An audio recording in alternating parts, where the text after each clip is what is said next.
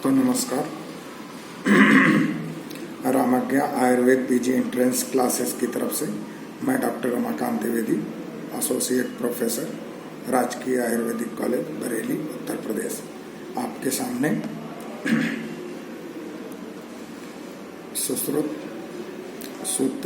सुश्रुत चिकित्सा स्थान 33वां अध्याय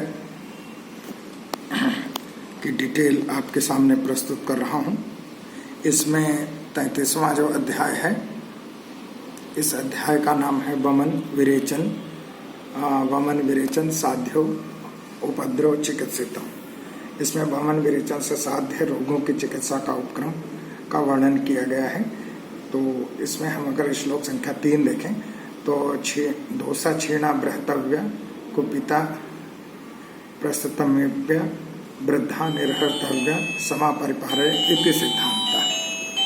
ऐसे में अगर हम बात करें कि जो क्षीण दोष है, क्षीण दोष को हम क्या करते हैं, बढ़ाते हैं। क्षीण दोष को क्या करेंगे, बढ़ाएंगे, ठीक है। और जो है बढ़े हुए दोष को निकालते हैं, सम दोष का परिपालन करते हैं। वमन विरेचन का विधान दोषों के शरीर से बाहर निकालने के लिए मुख्यतः वमन विरेचन का प्रयोग किया जाता है। इन दोनों का विधान यहाँ बताया गया है। सबसे पहले क्या करते हैं, अथातुरम स्निग्धम स्विन्नम अविशंधि भी आहारे बद्ध दोषम अवलोक्य स वमनम पायत्वा तस्मात् इति संक्षोभे तीक्ष्णान बलवंतम बहुदोषम महाव्याधि विपरीतम वमन साधि।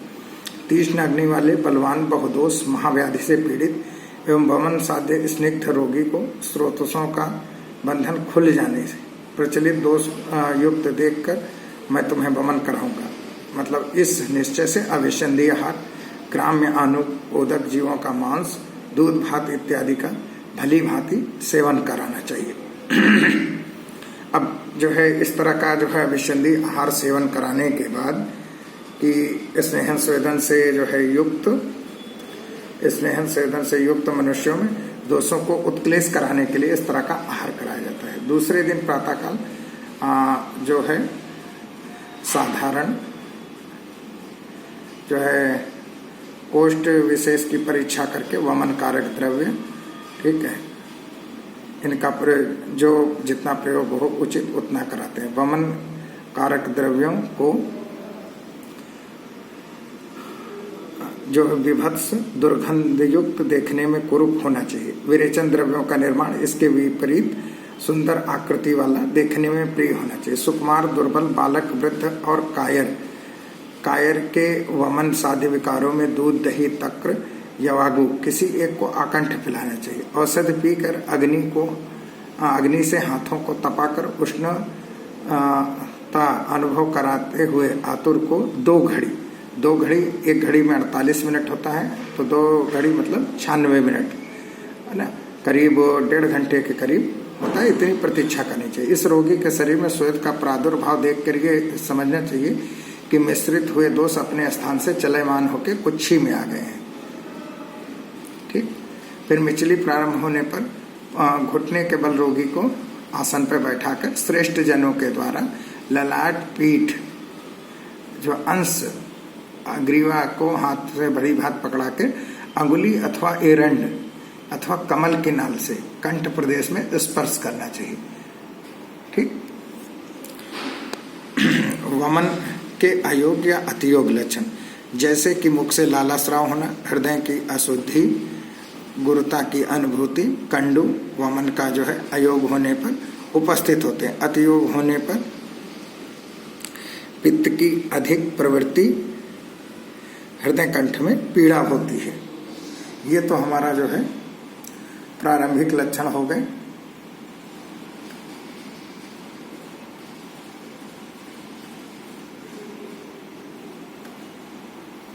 अब हम देखते हैं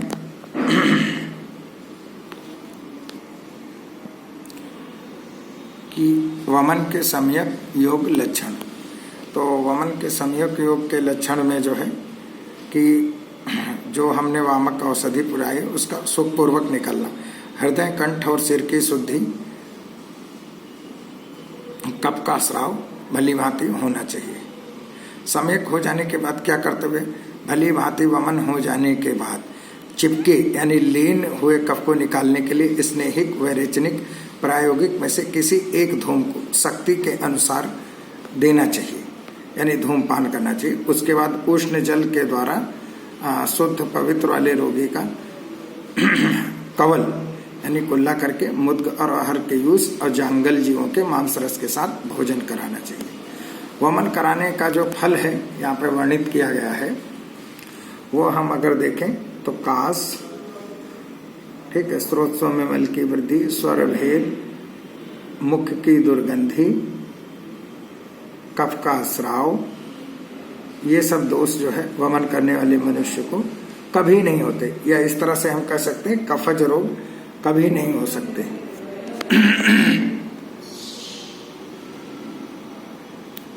वमन के अयोग्य रोगी की अगर हम बात करें, वमन के अयोग्य रोगी तिमिर, ऊर्ध्ववात,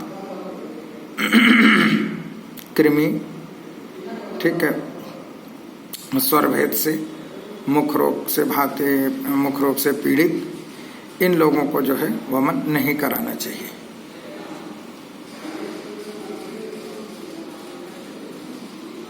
ठीक,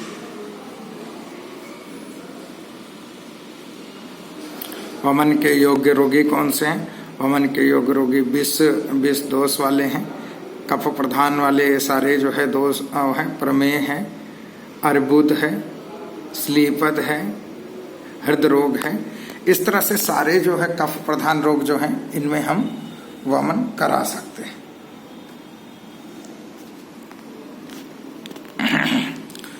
तो दोस्तों यहाँ तक जो है वमन की बात हो गई। अब अगले लेक्चर में अगले उसमें जो है विभिन्न प्रकार के कोष्ठों को बताते हुए उनकी डिटेल बताई जाएगी। तब तक के लिए धन्यवाद।